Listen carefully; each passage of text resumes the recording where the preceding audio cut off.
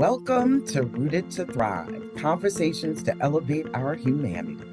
I'm your host, Rochelle Peterson Ansari, Professor P for short.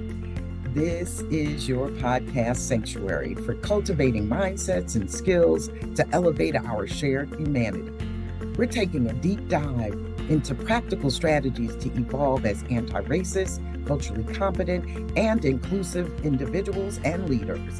In each episode, we're bringing you real-world examples and actionable takeaways. We're going to talk about personal growth, fostering connection, and creating positive change that dismantles systemic barriers and creates environments where all of us are valued, empowered, and activate our collective power. This is Rooted to Thrive.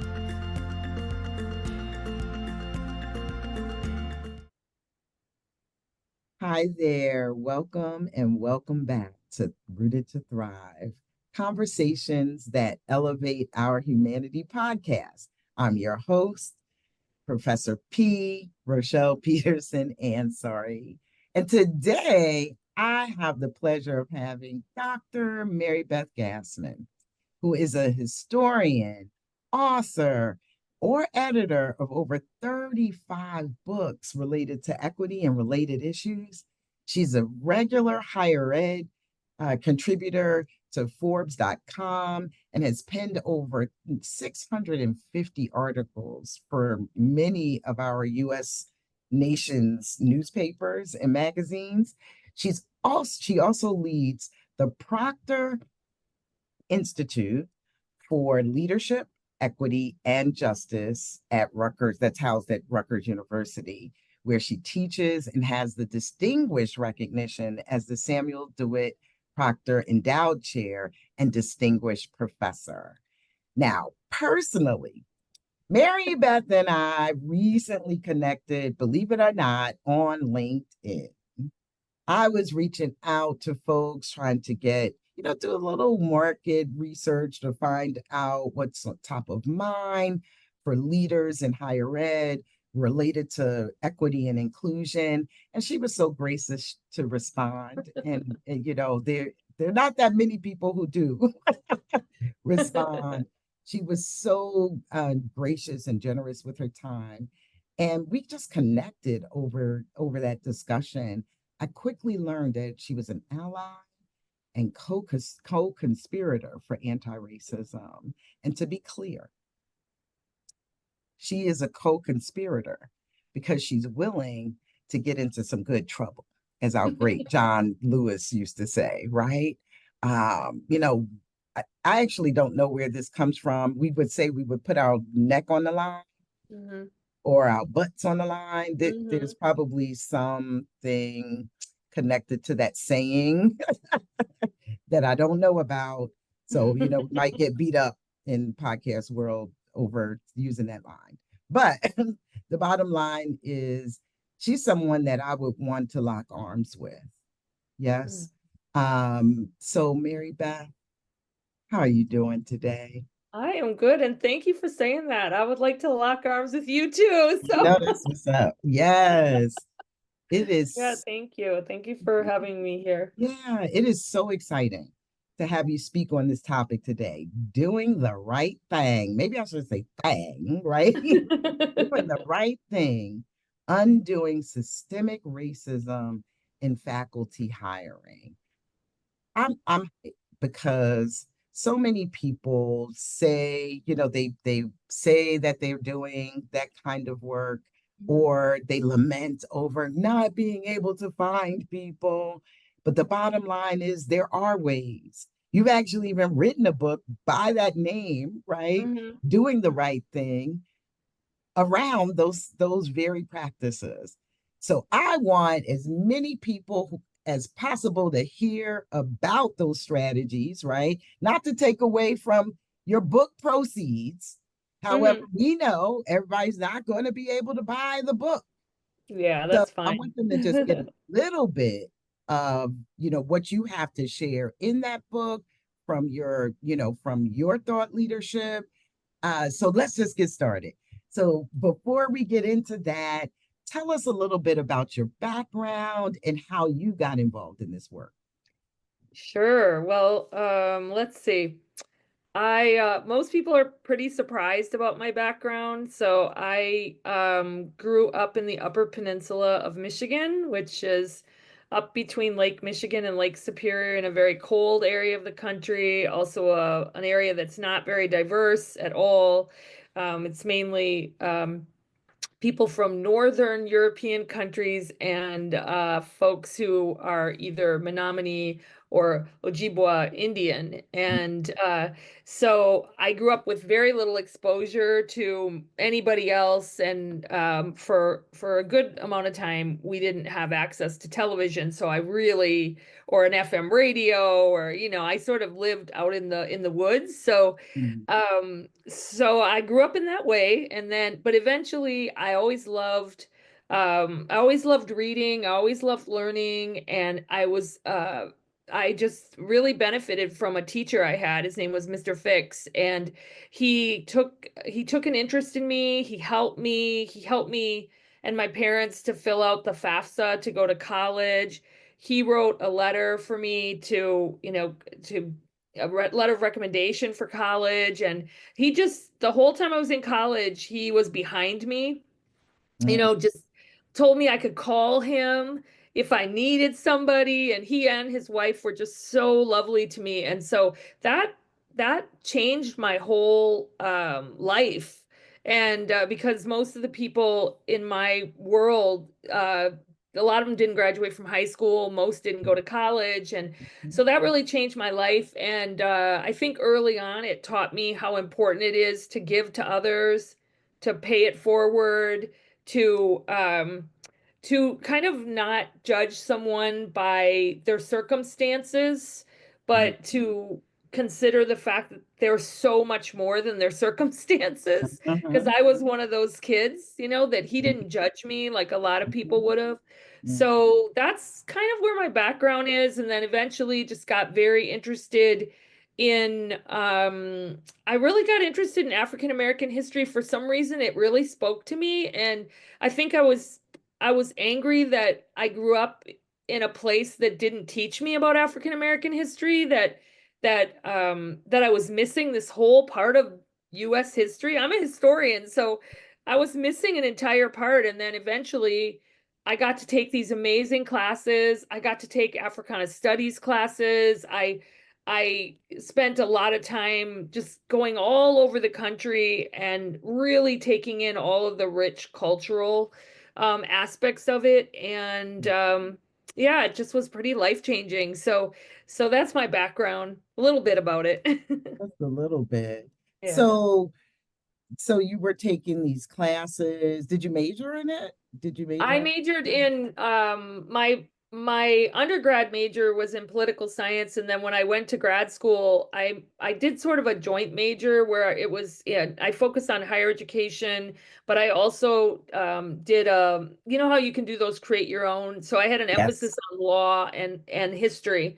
And so that's basically how I did it. I was very lucky that my PhD program at Indiana University was so flexible Okay. and let me do that. But it was there that I started taking the Africana studies courses.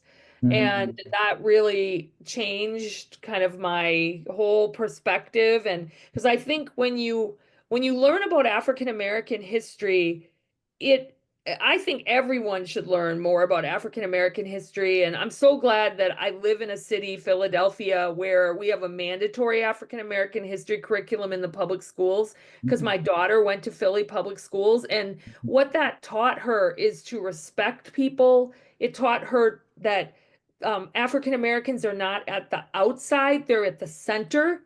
And and that's important if you live in a predominantly Black city. It's important if you live anywhere, but it's really important if you live in a predominantly Black city to center African American history and voices. And so that helped her. And I wish that had happened for me, but Right. I made sure that it happened for my daughter. So Wonderful. that's Wonderful. that's important to me. I think it's really important for everyone to learn about African American history. Mhm. But in learning about African American history, for example, white folks, they will learn a lot about themselves. They will, Mm, they will also learn a lot about American history overall and have mhm. a much more nuanced and clear understanding of how things happen rather than this sort of sugar-coated, not authentic view Right, of history. So, right, yeah, right. incredibly Well, important. yeah, so you said something that I want to dig a little deeper into. You said that people, especially white folks, will learn more about themselves as they study African American history. So in the US, right? So my Mhm. question for you is, what did you learn about yourself? Well, I think what I learned to do in those classes is to always step back and say, um, how like how is equity happening in this situation or inequity? Uh-huh. So, like as an example, if I'm thinking about like the privileges that I happen to have, Mhm. and we all have privileges, some more than others, right? Are the privileges that I have hurting other people? Mm, You know what I mean? Even if I'm not doing it on purpose, are they hurting other people? Are they hindering other people? mm, There are so many examples throughout history where, for example, white people benefited, but at the demise of people of color or black people, right? So white people's lives were good, but only because black people's lives were not good. mm, I'll give you an example, a really good example that I remember thinking about. And I grew up in a home where my mom was a cleaning lady and a waitress. She had two jobs, and my mom has an eighth grade education.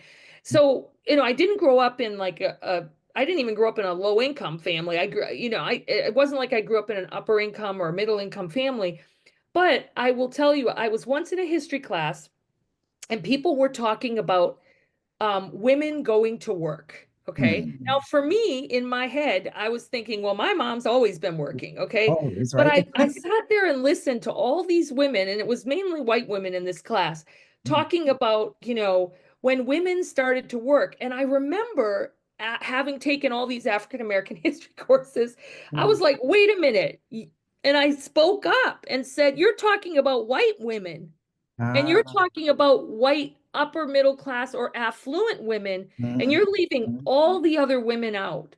And because those other women, they didn't have a choice whether or not to You work. know, in actually introducing this podcast, I've shared a story about how I learned this was many years ago, but I was, loving the gay community, I believed my friends when they said um that they were born gay, right? Mhm, And in my Christian circles, there were many, there was a lot of resistance to that. mhm. And I'm just like, well, first of all, how do you like tell people they weren't born Right. a certain way? Um, and frankly, I also had challenges. I didn't really talk about this in the podcast episode, but I had challenges with the fact that Black folks would actually really resist other people defining themselves for themselves, right? Because I'm Mhm. like, that was a major fight for us. Still is, right? Yeah. Defining ourselves for ourselves. And I, you know, I knew that I knew all of those things, right? So I knew that there Right. was inequity. Well, I'm not going to say I knew there was inequity, but I knew that people who were gay were subject to violence, Right.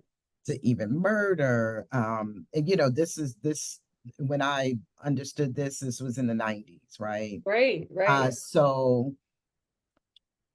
one day, the news, the news headlines just hit me like a rock. And, there was a article about uh, gay people's right to have health care Hmm. and that, they weren't able, well, yeah, and this is, well, it's not post AIDS epidemic, but really we were really, Hmm. focused on the AIDS epidemic much earlier, right? Like the decade before. And I just thought, like, wait a minute, they don't have access to health care because, well, one, like, well, the health, not access to health care, but the health benefits Right, of their of partner. their Right. partner, Yeah. and they can't get married. It was Right. And still they can't against the go law, visit their partner in the hospital. and they couldn't Yeah, visit they them in the can now, but hospital. they couldn't, you Right, know. right, or stay overnight, like a spouse, Mhm. and it just hit me like a rock that this was an area of privilege I had as a heterosexual Yeah. Yeah. person, and it helped me gain access to why some white folks don't get racism. Yes, I mean, Like, that's such a good example that you gave too, because there's so many things like that that help us to understand other people, mhm, and help us to just like look inward a bit mhm, and we're all growing. And that's why I try to be so patient with people when yes, they are going through these things and grappling with things, yes, because we're all growing and there are going to be yes, so many new things coming in front of us that are going to make us uncomfortable, and we're all growing, right? So yes, it's hard. I want to tell people, don't like, don't spend your life thinking like don't spend your life thinking about what white people think about you. Like, who mhm, cares? Who cares? It right, doesn't right, matter. Like, live your life to the fullest and in the most beautiful ways possible, and surround yourself with people who respect you and like you and want the best for you and are cheering you on, right? that's I mean, right. I try to do that just overall. I think that Yes. that's a really good way to live. So it's easier said than done to just say, Yeah, it's oh, don't think hard. about them. But, it's a part of the air that you breathe. It is. No, it really Mhm. is. And I think I think like any of the isms are part of the air, Yes. um and like, you can't ignore it, but you said something early on, like, just don't let those folks define you. Hmm. You know what I mean? Like, Right. yes, you can be completely aware that things are there. I mean, I'm thinking of like, sexism, right? Mm-hmm. But don't let people define you. Like, Yeah. you define you, you Yes. know? So Yes. I Yes. I try to remember that. That's why Yeah. I tend to try to be as strong as possible with regard to these things. Not Yes. perfect, but strong as possible. Yes. And I like that how you define the strength was in defining oneself. And the reason why I say that is because often I'm also preaching to my sisters that Mm. you don't have to be that strong all the time. No, I Because it's mean, a different, right? Like it's a yeah. different interpretation around strength It where it where is. It we push is. things down and and just let all kinds of things happen to us and diminish ourselves for the sake of others instead of really defining ourselves, having good boundaries for ourselves. Mhm. The because there is that strong black woman Yes. stereotype out Yeah. there, Yeah. right? Almost out of necessity, many of us are strong in that sense, Mhm. right? That we had to Mhm. persevere.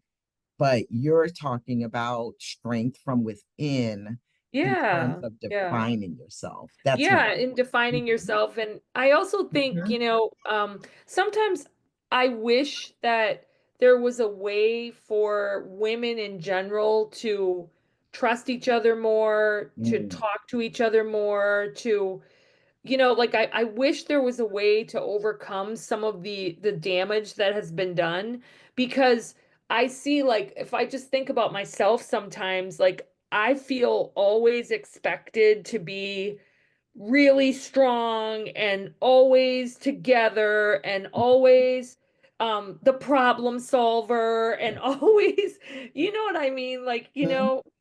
you feel like that, and sometimes you just want to say, I don't really want to be that today, and I Right. don't want to be, I mean, I watched my mom be that. I watched my mom take care of everyone. I saw all of that, and I knew that as a woman that was what I had to do too. I've had so many Black women in particular contact me this year, or who are my friends, my Mm-hmm. colleagues across the country who have had really bad physical health because of all the stress, or Mm-hmm. are afraid that their physical health is really going. Mm-hmm. And a lot of them are faculty, right? Mm-hmm. Because they're going through they work in hostile environments that are surrounding them with messages that say we don't want you. And Mm-hmm. I tell them all the time, I always say, you got to remember that job is not going to love you back. That you have to take care of you, and you Yes. have to make time for you, and you have to surround yourself with people who love you, because I'm watching people have strokes who are young. Yes. I'm Yes. watching people die. I mean, we saw what, three African American women die in their higher education jobs this past year. Yeah, presidents of the Yes, institution. that is horrific. And so yeah, and these, to me, these things have to do with diversity and equity and inclusion and anti-racism. You Right. know, it And has to do with in the society as well as these institutions, right? yes, It's yes, just yes. not, we can't just segment, No. our experiences, right? Mm-mm. It's No. enveloping you wherever you go. So, It is, and I wish, and I know there's not a lot of trust, mm, especially cross-racial trust, but I wish that we would take care of each other as women. I yeah. wish we would, and that's Mhm. one of the things that I have worked really hard at our institute, is making sure, and this is kind of funny, but we do a lot of team building, and just and someone asked me the other day, well, what's the purpose of that? I said, you know what, there is no purpose other than just talking, communicating, laughing, eating some food, trying out something new, and just being together. Because I've got to build trust across all these women from different racial and ethnic backgrounds who speak different languages, different religions, different ages. I Mhm. I it's you have to, right? You Well, have to. yes, and I'm going to push back on that. That is the purpose. The purpose is to build trust. The purpose is to connect. Yes, yes, that it is. That's exactly what it is. So Yeah, let's start talking about this thing called sure. systemic racism. Hmm. What does, well, first define it and then tell us a little bit about what undoing systemic racism looks like. Sure. Well, systemic racism, so it's different than the things like someone calling someone a racial slur. Mhm. Okay, so that's like an individual racism. It's Mhm. kind of the ugly part of racism that we tend to see more of, but systemic racism is when the systems, the policies, the practices, Mhm. they reinforce racism, and sometimes they're just smiling the entire time they're doing it, okay? Mhm. So a good example of that would be privileging certain kinds of research in Mhm. faculty hiring. Okay. So, or any kind of hiring if Mhm. it's research based, right? So privileging certain kinds of research, probably the research that white men have done for a long time. And what happens is, when during the hiring process, people will privilege that, and then the Black person, for example, is pushed out. Mhm. Okay. Now, it's not that anyone said, we don't want that Black person, right? Right. It's that they said, we want this kind of research, we want this kind of background.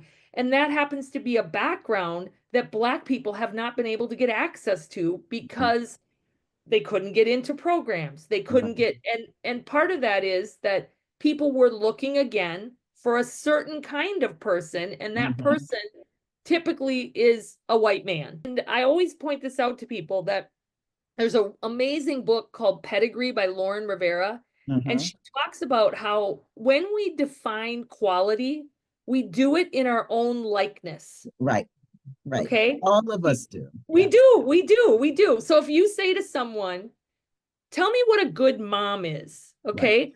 I'll tell you, if you ask me that, I'll tell you exactly what it is. It's someone who gives a lot of love, has high expectations, and is strict. Okay, that's how I feel. Okay. Now, but my friend, I have a good friend, and she would tell you you shouldn't be strict.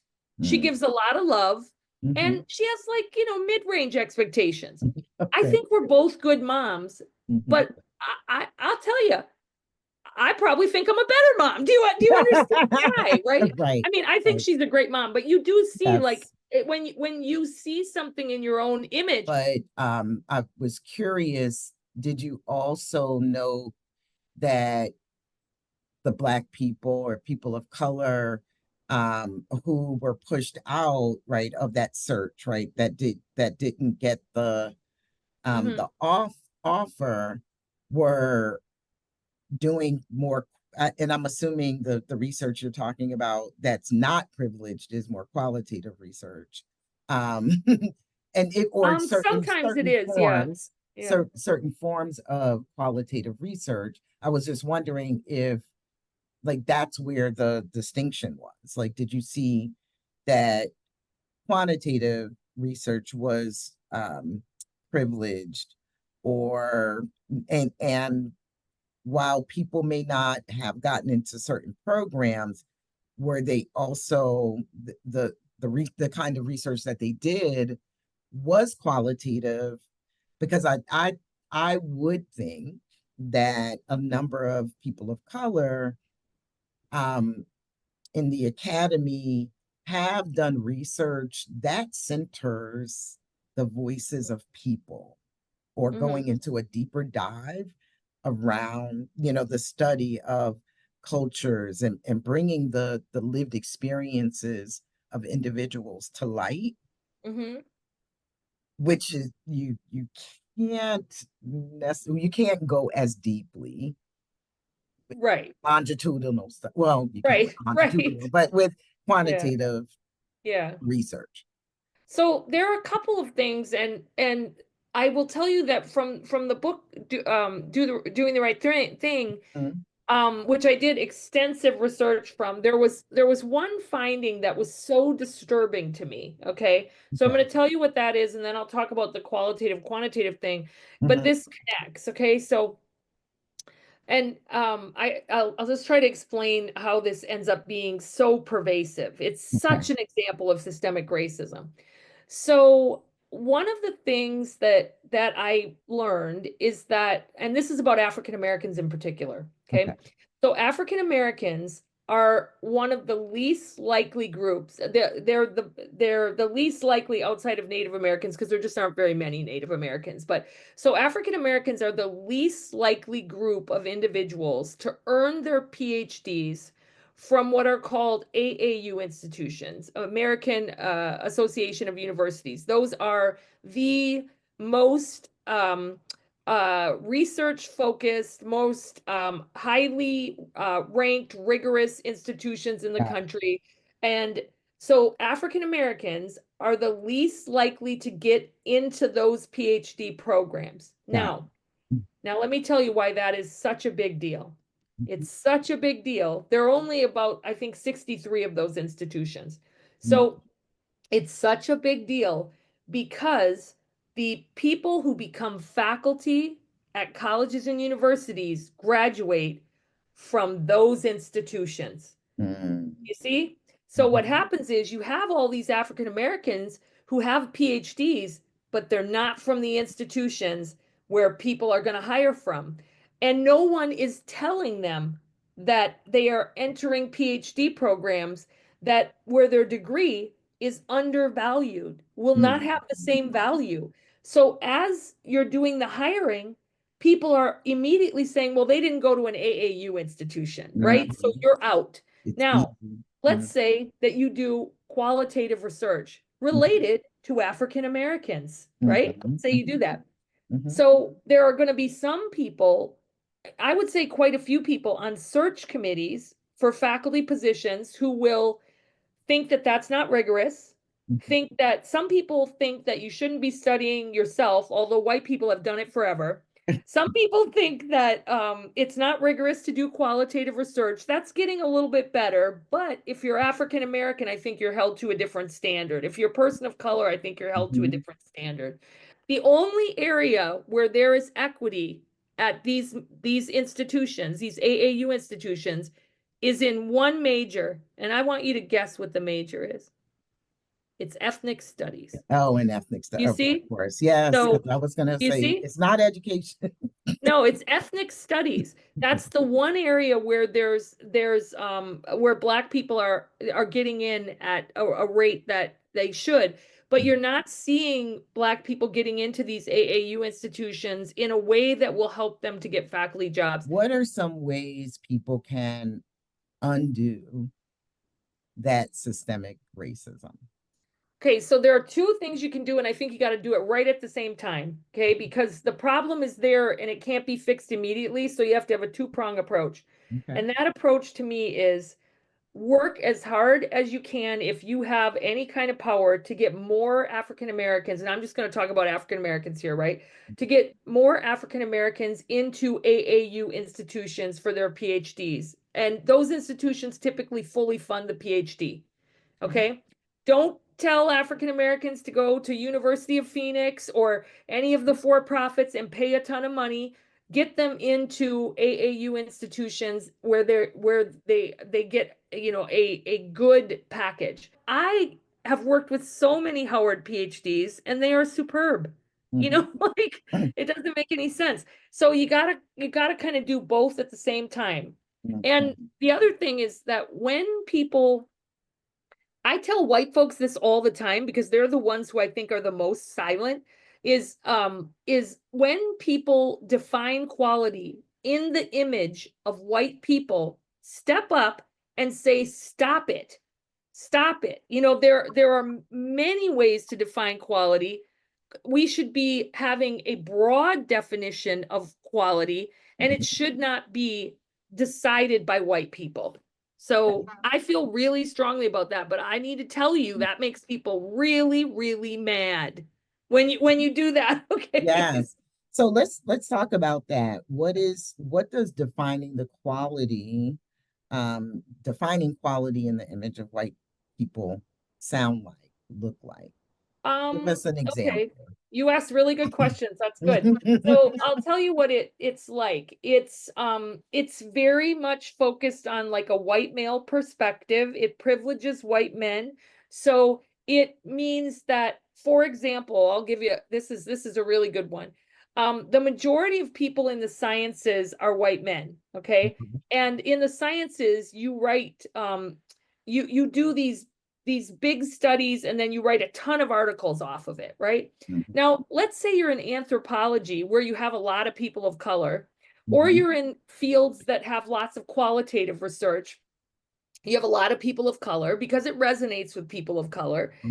You can't produce article after article after article. It takes longer, right? Right. But people of color are penalized for that and seen as having less being of less high quality because they're not producing in a way that is like Right. right. So that's an example. Another example is that a lot of people of color tend to study issues that that connect to them.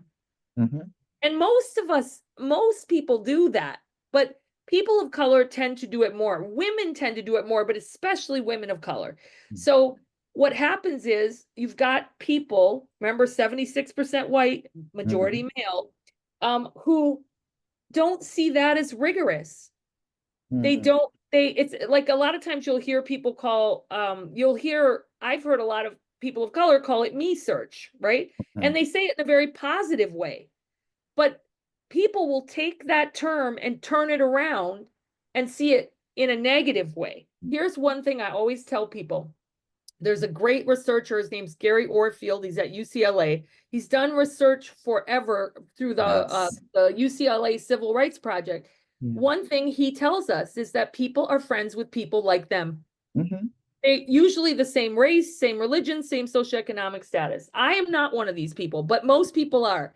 And that now, if I pick up the phone and I call my buddies, you see how that old buddy network starts, old boy network keeps going. So that is how I would answer your question about how quality is defined in terms of what white people.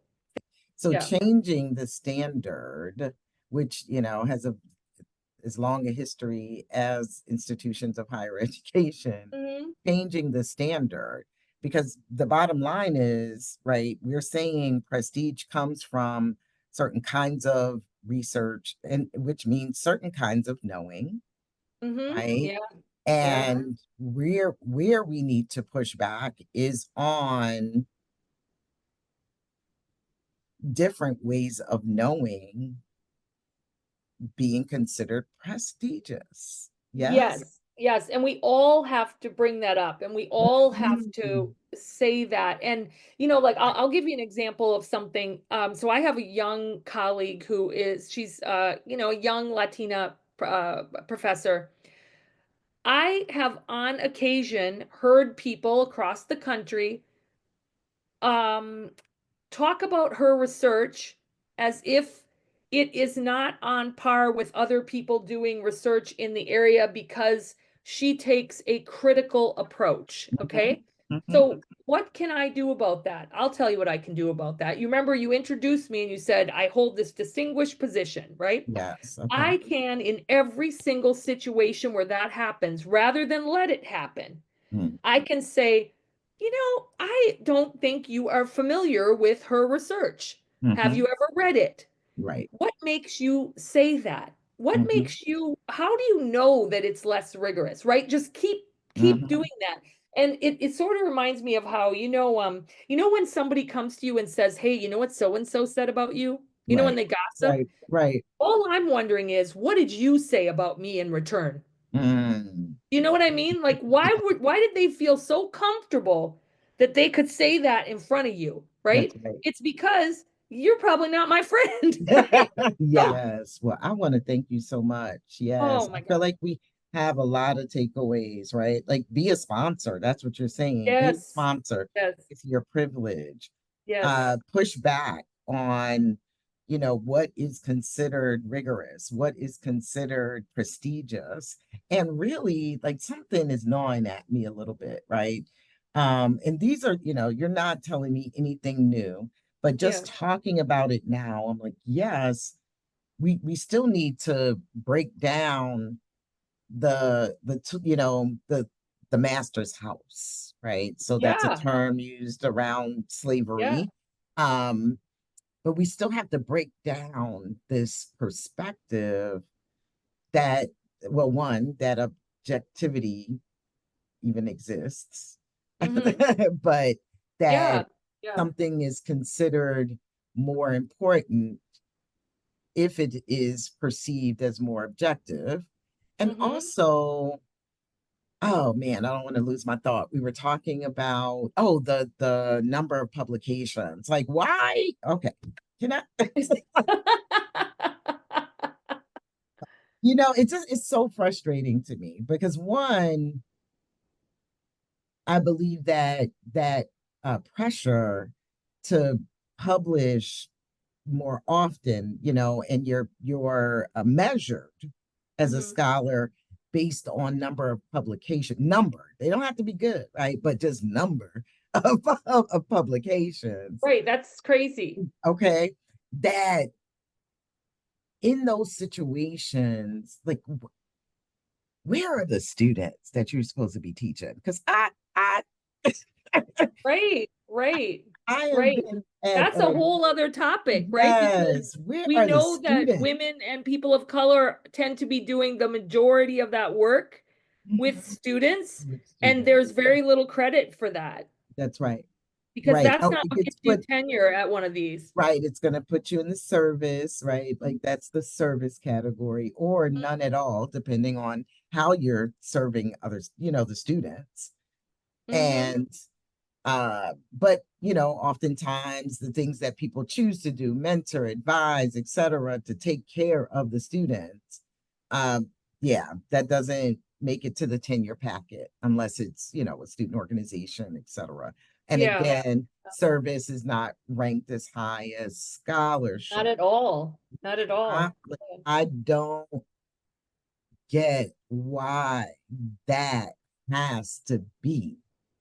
I But agree. And I hope that as more people of color get into leadership positions, they'll think about changing some of that. I mean, unfortunately, as women have gotten into leadership positions, white women, you haven't seen that.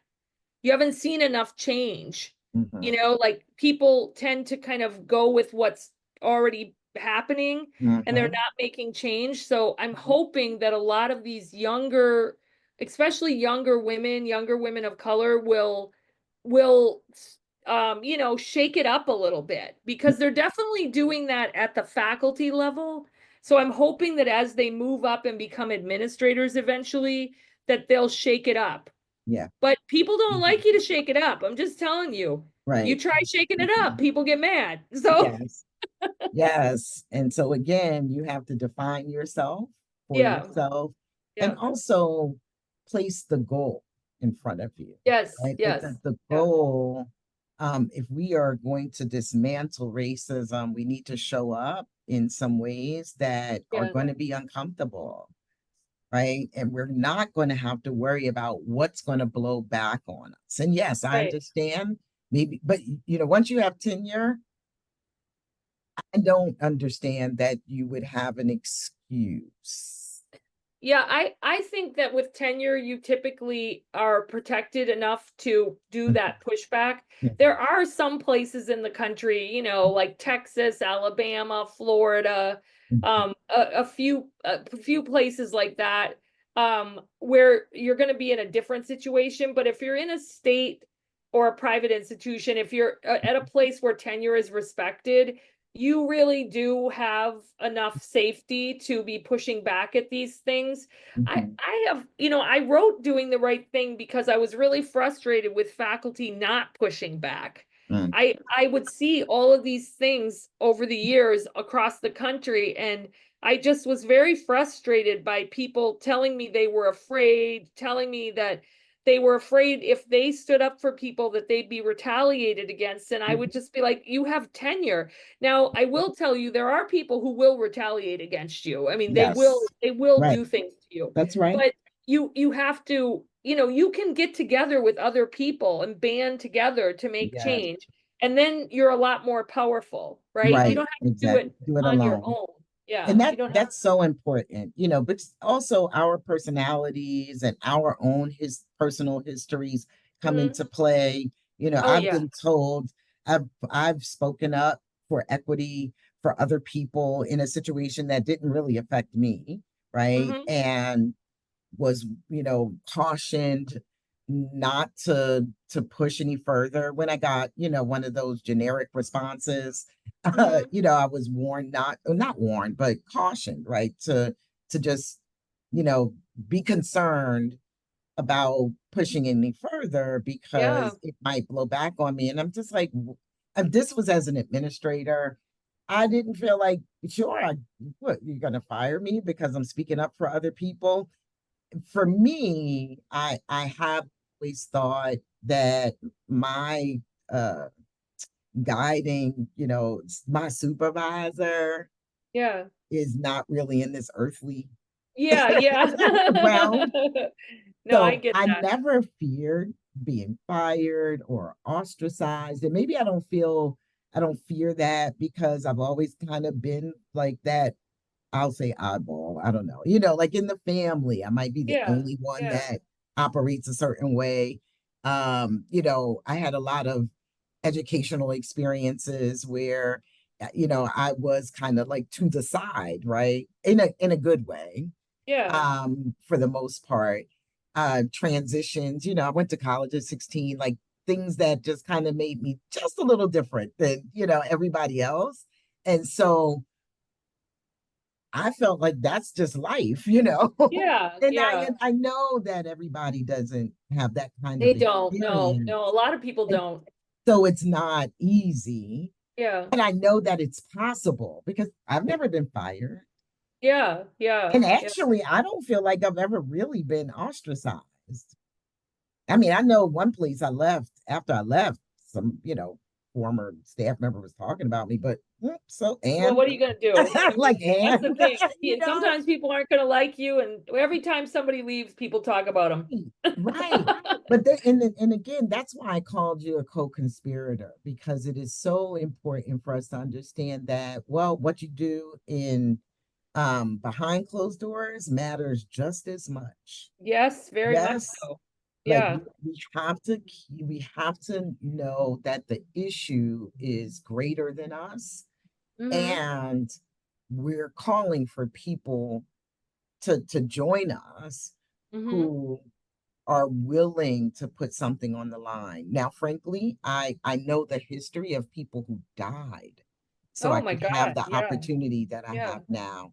People Yeah. with no higher education. They couldn't even get in at the time, right? Right. That's So why I take it all seriously because that's you got to right. remember that, like Right.